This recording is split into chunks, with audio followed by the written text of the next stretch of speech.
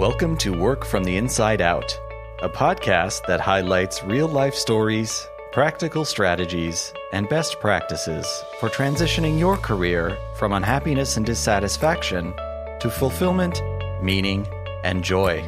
Now here is your host, career and executive coach, Tammy Guler-Loeb. Hey everyone, I am really delighted to introduce today's guest. Do you feel exhausted these days and worry whether you might already be burnt out?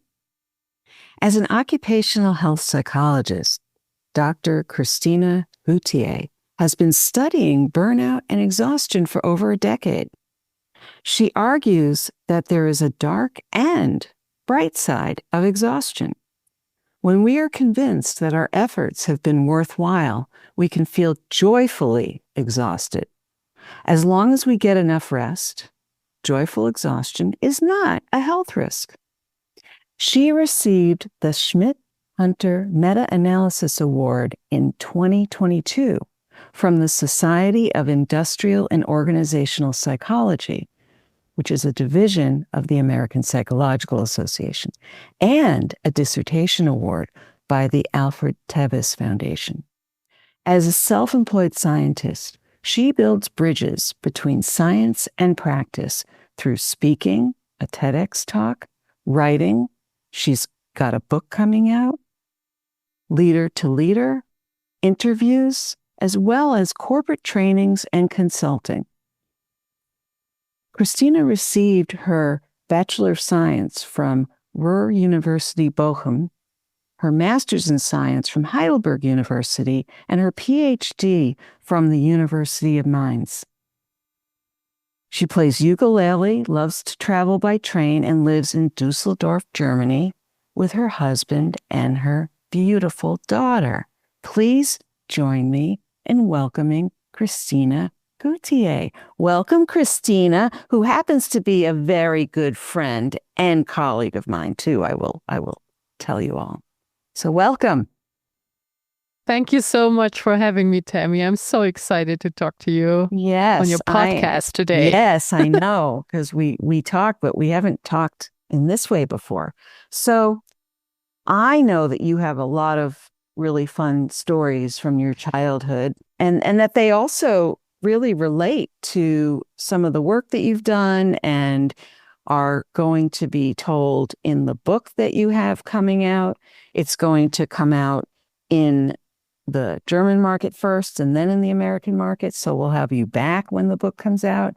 But for now, tell us a little bit about your formative years and how they have influenced where you are today, professionally and otherwise, or not, maybe.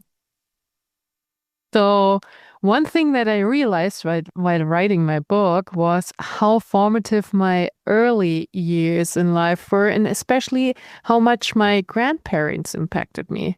So on the one side, my grandfather in Germany, who was a farmer, and on the other hand side, I also had a Russian grandmother who had a dacha, a little garden outside of the big town where she grew her own fruits and vegetables. And what I could observe in both of them was that after they spent their day on the field, for example, my grandfather had an apples orchard, and my grandmother being in her dacha, I saw that they were physically totally exhausted in the afternoon or in the evening, but at the same time, they looked so joyful. Yeah. And I was fascinated by this seemingly paradox situation that I could observe in them. And then on the other hand side, I had my father working in corporate world on a big international corporation. And it was a little harder for me when he was coming back from work to see joyful exhaustion in him. It was more like seeing him still processing some stressful conflicts or complex tasks that he hadn't solved yet. and not being totally present in the moment and just enjoying to be able to relax now. And I think this is something that, always fascinated me from little on, that my grandfather was just a farmer, and he did his tasks without ever calling it work, although he was working very hard. Yeah, this is how he made his living, right? And my father, on the other hand, had this, this I go to work and come back from work situation, and it felt hard and draining. And it fascinated me to see these different states of exhaustion. And then later on, I became more interested during school in psychology as a topic. Mm-hmm. One of the reasons was that one of my best friends was working as a caregiver in a oh my gosh, I'm lacking the English word. So he was a caregiver in a psychiatric situation. Oh. And that was really, really interesting to me to get to know his kind of work, and for me to realize that I don't want to pursue a career as a psychotherapist. But I got to know by another friend of mine that there is something like industrial and organizational psychology that one can study. And I've never heard before about it because, in the 29, it wasn't that big a deal, at least in Germany, as a subject to study. Yeah. So after I heard about working like industrial and organizational psychology as a subject that I could get into, I got really intrigued and got in and studied this subject. So was that for the bachelor's degree you could do that? That was, yes, for the bachelor's degree. So in Germany, I think it's a little different than in the US. Yeah. In the US, I get the sense that there's a broad bachelor phase, and then you kind of narrow down your major. Yeah. And in Germany, you already choose your major, I would say, during bachelor studies. Yeah. So I chose to become an organizational psychologist. Wow. Already during bachelor studies. Wow. Now, when you did that, you were, 18, 19 years old? Yeah. And were you really sort of connecting the dots between some of the things you observed in your grandparents and your dad and thinking, how do I want to relate to my work, or how do I think about people, or like, were you really connecting all those dots, or? I wasn't connecting all those dots yet, but I had another very life-changing experience when I was 16 years old. So when I was 16 years old, my godfather, who is was the brother of my father. Your uncle. So my uncle, but he was appointed as my godfather. Yeah. He had worked for a retail company for decades. Yeah. He was a very hardworking and appreciated worker there. And management had changed due to financial issues. The company wasn't doing well financially.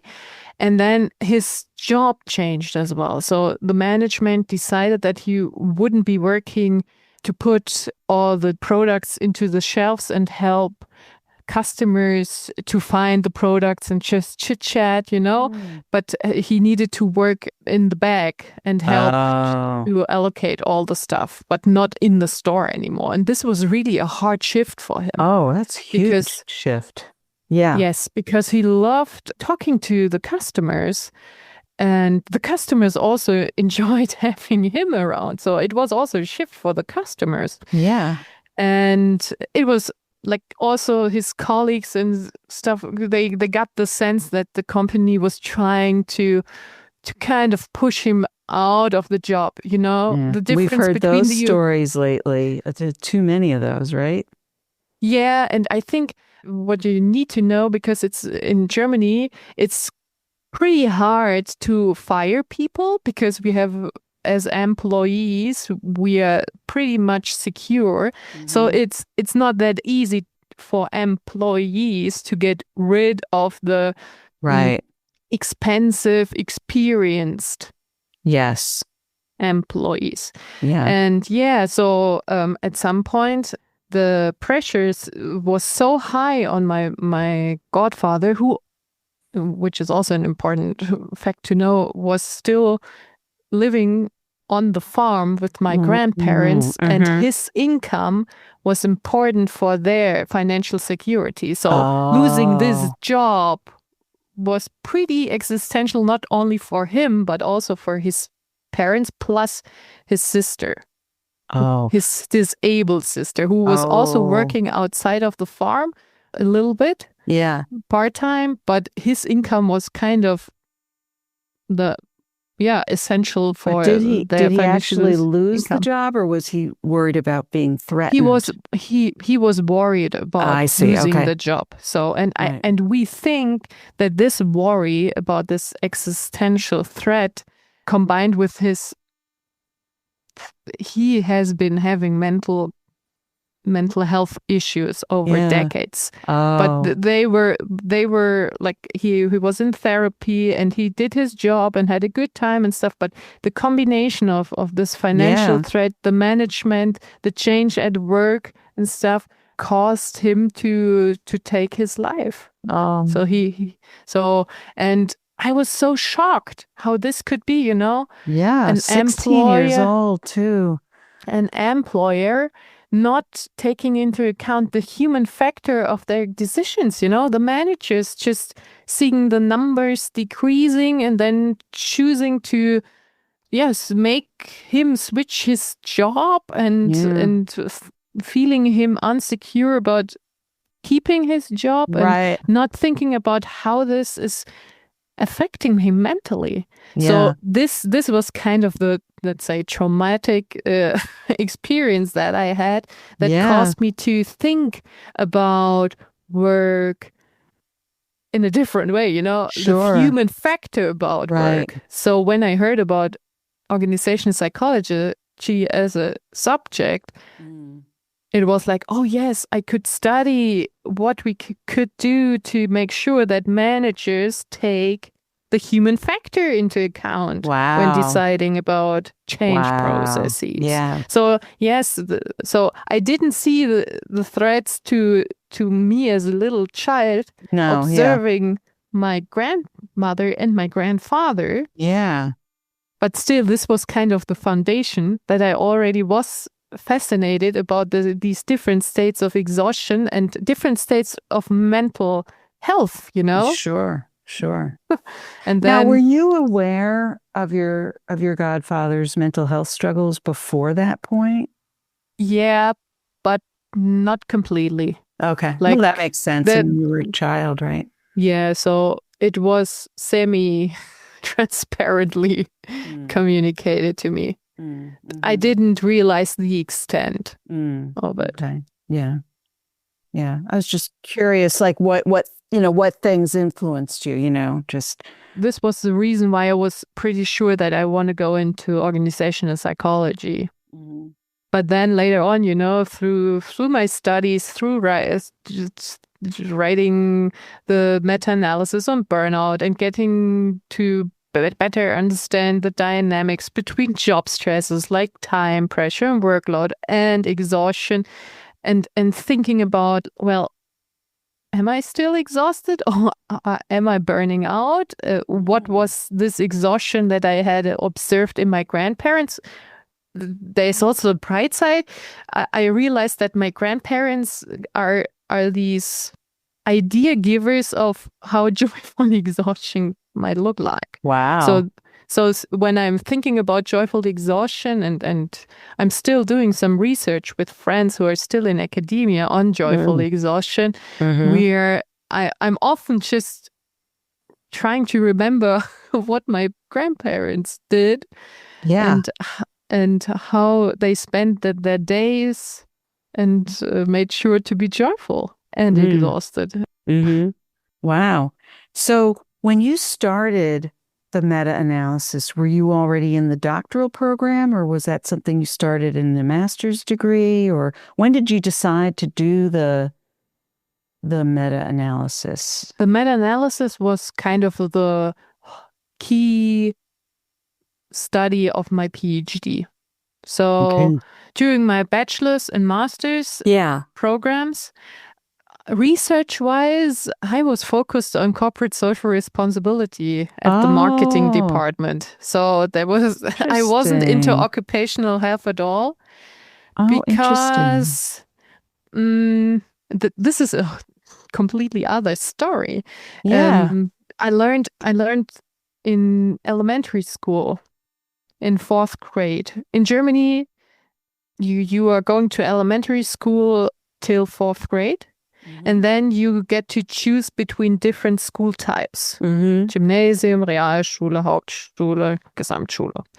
And let's say in order to get straight to the university, you need to get, let's say the easiest way is to get into gymnasium and then do your Abitur and then go to the university. And in Bavaria, you need to have certain grades in maths, German, and let's say something like science classes. Okay. And if you don't have the grade average, you are not allowed to go to gymnasium. I was 10 years old. My whole academic career depended on grades. When you were 10 years old? When I was like 9 or 10 years old. This is the German situation. Of course, there are ways that you can, after you finish in other schools, you can work yourself up, but it's a lot harder in my opinion. So what I learned during this elementary school was that my teachers were incentivized to give me bad grades in order for me not to come to the gymnasium because my class at the school was so small. And the school also had a Hauptschule. And, another type of school. Hauptschule is kind of the, let's say, the school where people go to, and after that they only go till ninth grade, finish up the school, and then they usually do apprenticeships are more, let's say, hand worker stuff. Not to be like, I appreciate those kind of careers as well. It just wouldn't have been the good fit for me and my skill set. I interviewed somebody else from Germany who did go that route, and whose career went in all kinds of amazing directions. So, but I understand what you're talking about in terms of the different ways someone can progressions they can take. But it's just, as an American, to hear that you've got to meet certain criteria by age 10 in order to get to where you think you might want to go is mind-boggling, right? Yeah. So and having experienced this, that I was completely dependent on what my class teacher thought. Like, I even think that she thought that I was capable to go to gymnasium, but she got pressured to make sure that not too many people would go to the other schools, but make sure to keep as many kids to their own school. Wow. Made me realize in this young age that I will always make first sure to only be dependent on people who have the best interest for my thriving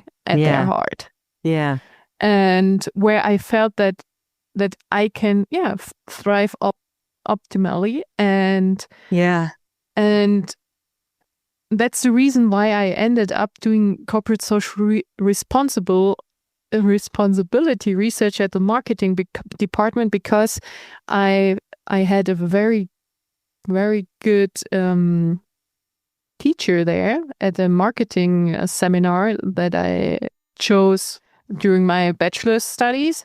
And it just felt like we are on the same page and I want to work for her. And I reached out to her and just telling her, I love the way you're conducting research and I'm interested in just working with you.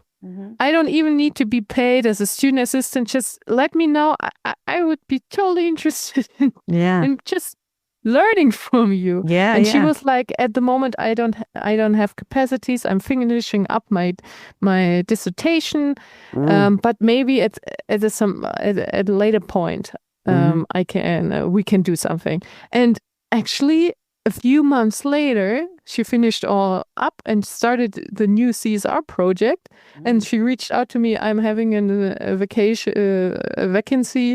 Do you want to become my student assistant? And that was the reason why I did corporate social responsibility research. Oh, wow. Because I was just fascinated by her as a person and how she talked about research and how she tackled research projects. And I stayed with her. So although I changed university to Heidelberg, we stayed in contact. And at some point, we just figured out that I might also write my master's thesis on CSR topics, and my professor at University of Heidelberg, who was the methods professor in psychology, he was open to basically any topic, because he was really is an open-minded professor. Wow. So he allowed me to do content-wise the research about CSR and him kind of guiding me methodologically. So wow, that's fantastic.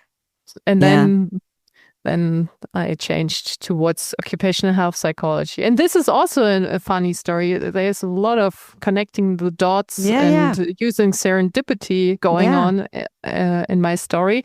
I got to know my doctoral supervisor, so my PhD supervisor, while I was still studying in Bochum, bachelor studies. So when I had my last semester in Bochum, he had just freshly gotten to Bochum, and we got to know each other very well because I asked him to supervise my bachelor my bachelor thesis. And after I had submitted my bachelor thesis, I asked for a feedback conversation about my thesis because I was about to go to do my master's, and I did want to know what I could have done even better. So I could learn from my master's thesis, and he was a little confused because I had a pretty decent grade. And then we had this conversation about what do you want to do job wise at some point, and he was kind of, you should really consider an academic scientific career. Your bachelor thesis was pretty good for a bachelor student. Oh, really? And I was like, no way. I don't want to go into academia. Research is nothing for me. I'm not a scientist. I want to go and try to go into corporate world and earn some money after master's program. This was really my answer. Oh, so you really had no intention of going for the PhD? Absolutely not. Even Laura, the CSR marketing person, she was always teasing me. You are gonna become a scientist, and I'm like, no. No. Oh, that's so interesting. So he set a hook, Christian, my supervisor, set a hook while I was a bachelor student. And the thing was, while I was finishing up my master's program, he moved from Bochum as a professor to Mainz. And I was already living in Mannheim. Mannheim is close to Heidelberg. And from Mannheim to Mainz, you need to only travel like 50 minutes by train. So it's a reasonable way to go to work. So I would not have to move. And when I got to know about this, And during master's program, my bachelor's program was very stressful. Lots of exams and stuff. In Heidelberg, my master's program was far less exams, more learnings on how to theorize. Mm-hmm. So in Bochum, I learned how to measure stuff. In Heidelberg, I learned how to theorize. Yeah. And then I felt kind of ready to do a PhD after some recovery after the intense Bochum time. And then him changing to Mainz, I decided to reach out to him because what I saw in him was his exceptional statistical qualities. Like he is really a statistics nerd, but a nerd who can explain to not nerdy people what he's doing. Wow. And this, I was very aware that if I go and do a PhD, this would be my hardest challenge, to tackle data and do the analysis well and appropriately. So I knew if I go for a PhD, I need him as a supervisor. And I reached out to him by email telling him, 1.5 years ago, you already told me to consider going down the academic route. I needed some time to think about it. And do you have an open spot to make me become your doctorate student? Yeah. And he actually had a spot, but he had already, as an option B, warranted it to another research assistant that he had, who had already applied for another position. And he told me, if she gets the better position, you get the job. And luckily, fortunately, she got the better job offer, and so I ended up doing the meta-analysis project. I see. So now I'm curious. So you had thoughts of going into corporate and, really trying to help people, right? Not get burnt out and find their way through work in a healthier way, let's say. Yeah. And yet you were clearly fascinated by the quality of the research and the analyses that you were seeing.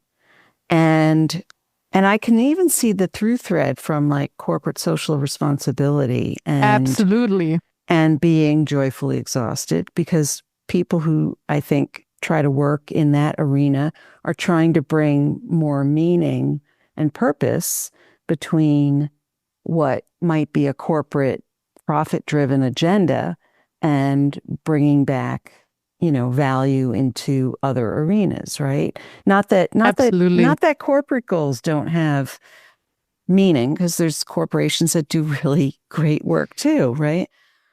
So I'm curious and I get the sense from all those years, those very young years, you were in your 20s, basically, late teens and 20s. There was a part of you that was very grounded and really knew yourself and knew what you wanted, or thought you knew what you wanted, very focused. So I'm curious what drew you to make that pivot, that choice to go to the PhD, that you were that enamored with the exquisite analyses that you were seeing, that, the sort of that more intellectual, rather than going into more of a sort of practice-driven professional life and sticking with the more academic route. I'm curious too that when you decided you wanted to at least aim for the PhD, were you thinking, oh, I want to get the PhD because I want to become an academic? Or were you just saying, I just think this, I'm a little nerdy too. I'm going to do this PhD and then I'm going to plant myself in a more practice-driven environment? So one of the factors why I chose to go for the PhD was the fact that when I was applying for jobs already during my master's program outside of academia, I never was invited to a job interview. I got always rejected. I didn't apply to many positions, but I applied to some trainee positions and stuff. And I I never got invited to talk to anyone. Even with my good grades and stuff, something was off about me. Interesting. Something was telling you not to look in another direction. Yes, and I even had at a big corporate organization, I had a mentor who tried to get me in to an internship and stuff, and even this didn't work out. So kind of the universe was shouting at me, go for the academic route first and try this one. So what I tend to do in my life is choosing the options that feel like they are more coming to me than I'm fighting for them. And this whole situation that Christian changed from Bochum to Mainz. My sister decided to start her master's program in October in Mainz. And I then started working in Mainz in April. So even there was some synchronicity. I always go for the synchronicity projects. Well, in a way, it sounds like you stayed open to the possibilities and there was something calling to you. It wasn't like you were just defaulting to something. No. Because there were no guarantees that he was going to have an opening either. You know, like part of me wonders, what if he didn't have an opening? What would you have done then? I wouldn't have applied for another PhD position. If I wouldn't have gotten the job, I would have stayed on the track to be starting a career in corporate. So and I think at some point, I would have ended up at some organization and it would have worked out. Yeah, for sure. Yeah, but I wouldn't have taken the risk on to start doing a PhD with a professor that I do not know personally. Yeah. And where I'm not sure that this person can support me analytically how I wished to be supported. This was basically the only but most important aspect for me for a PhD supervisor. That methods. Yeah. He's strong in methods. So this was really both serendipitous, but also just a whole convergence of different things that came together. So you then moved, well, not physically, but you moved into the PhD situation and then got involved in the meta-analysis. And it was during that process that you developed this understanding of joyful exhaustion. Is that right?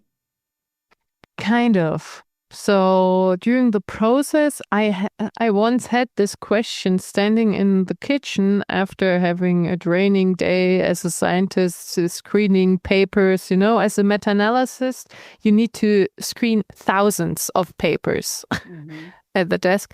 And I was asking myself, am I still feeling exhausted or is this already burnout creeping in? I was asking this question myself because I already had some trouble with my back, backache and stuff due to all the sitting. And this was kind of the starting point question of there are different qualities and stages of exhaustion that we can experience. And only after I had finished my PhD and already published my meta-analysis, I started to work on how to translate this very abstract scientific insights that I had in the meta-analysis into a story and a construct that's helpful for people to shift their mindsets around exhaustion. Because what we found in the meta-analysis is that job stresses do increase exhaustion, but exhaustion itself, so when you're exhausted, you are, as we think, perceiving job stresses even more of them or stronger. So there's a vicious circle. But the driving factor is exhaustion and are not the job stresses, according to our findings. And then I asked, like, of course, there are people where this effect from exhaustion to seeing more job stresses is not present. So I came up, I remembered my grandparents who were exhausted, right, but didn't see more job stresses. At least I would guess that this vicious circle wouldn't be true for them. Yeah. And then I came up with this idea, well, they were joyfully exhausted. And then I started to think, like, why?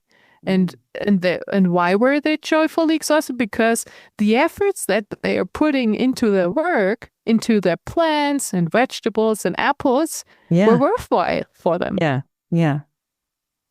So it's very contextual, is what you're saying. It's you could have two people side by side doing the same things, and one of them could end up being completely exhausted, burnt, and even burnt out. Yes. And depleted.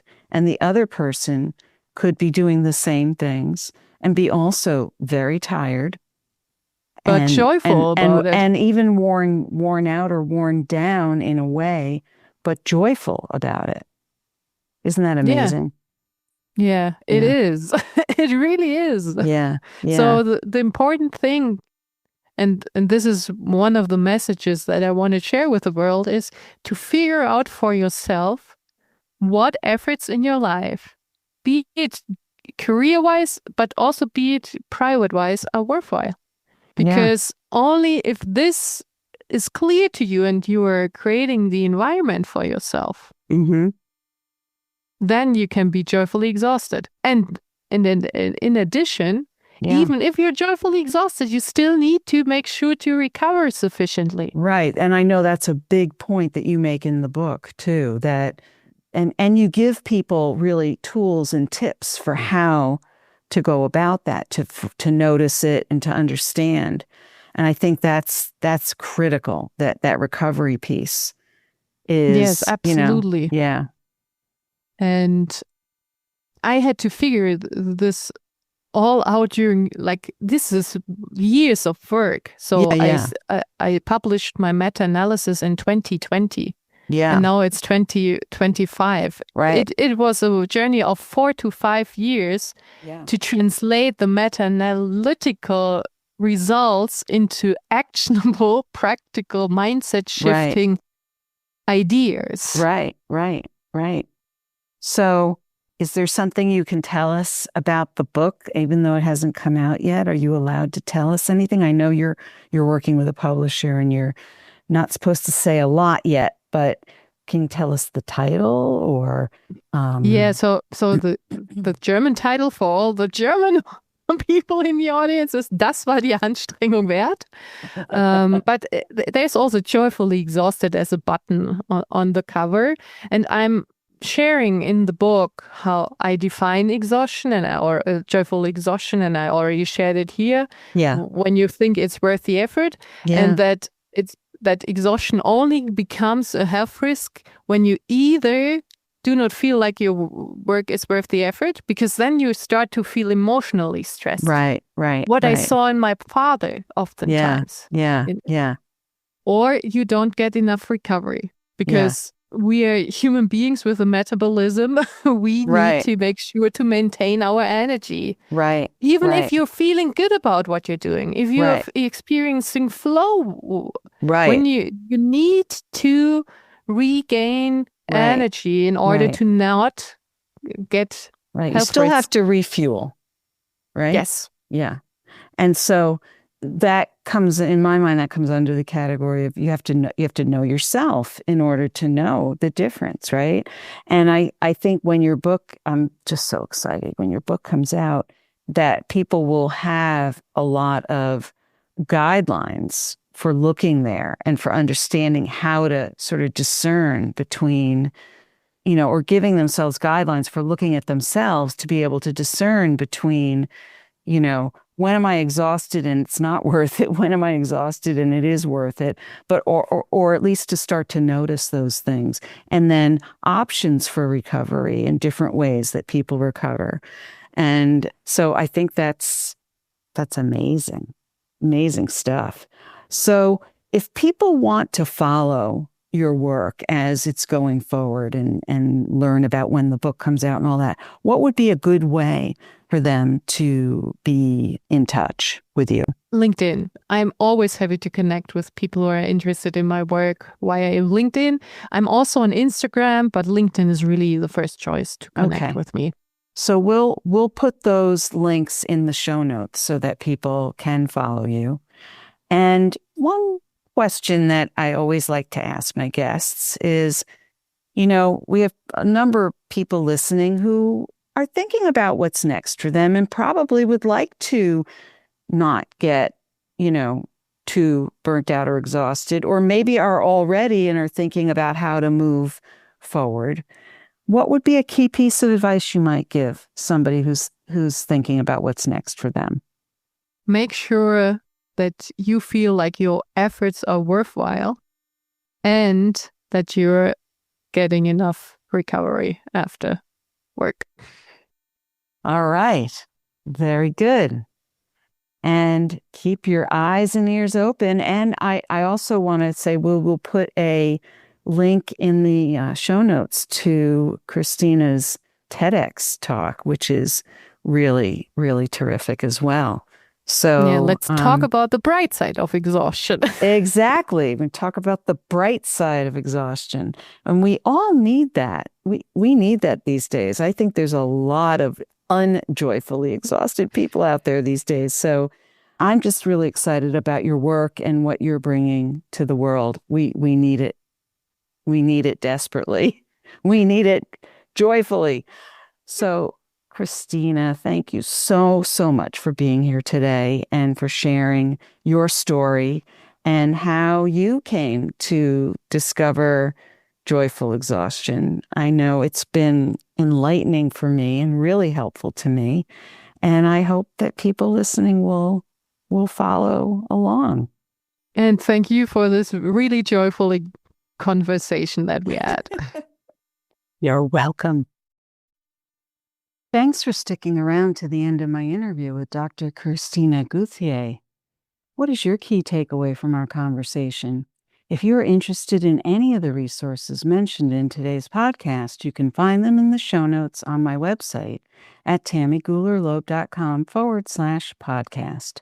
Just look for episode 279. And while you're there, you can also subscribe to the podcast so you don't miss any episodes.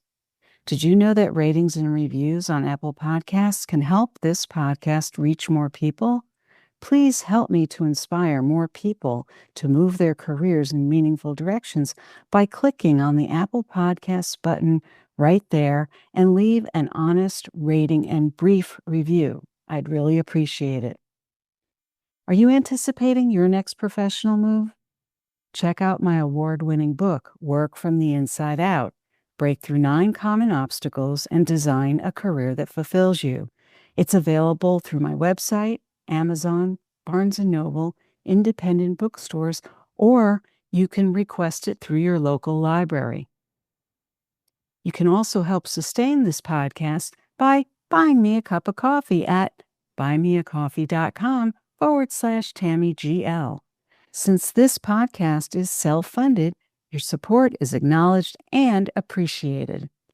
Thank you so much for listening, and remember, it's never too late or too impossible to increase your sense of fulfillment and satisfaction in your work and other meaningful activities. Let me know how it's going for you. I'd love to hear from you.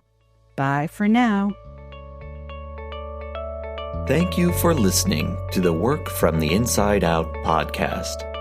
For more information, you can find us at www.workfromtheinsideout.com.